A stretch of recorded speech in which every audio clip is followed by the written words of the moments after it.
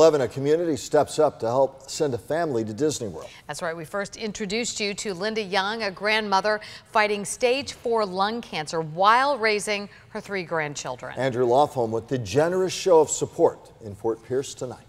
You don't normally choose your family, but this story is an exception. I tell everybody, Chris is my brother, Corey is my sister. It was a legal promise 3 years ago, a contingency plan just in case.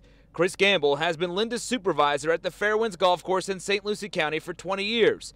They became friends, and now they're family. If it wasn't for Chris and Corey, I probably couldn't have adopted my kids. That's because when Linda took custody of her grandkids 3 years ago, she had to find someone to agree to adopt them if something ever happened to her. Chris and his wife Corey stepped right up. We all started spending time together. We spent holidays together and getting to know each other so that, you know, if something should happen, the transition could happen less painfully than if they were to go with strangers.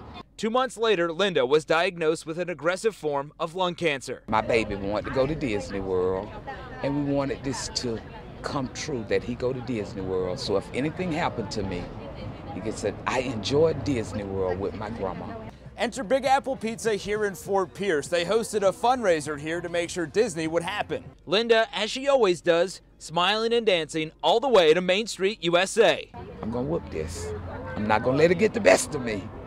And I'm gonna enjoy my kids and enjoy my boss, and wherever I go, I'm gonna just enjoy life. If, you know, they do lose their grandma, it's going to be hard, but we're going to do everything we can to make it as easy as possible. And all tonight they raised about $7,000, and you can still donate until Friday at 4 p.m. when they're giving Linda the check. In Fort Pierce, Andrew Lothholm, WPTV, News Channel 5.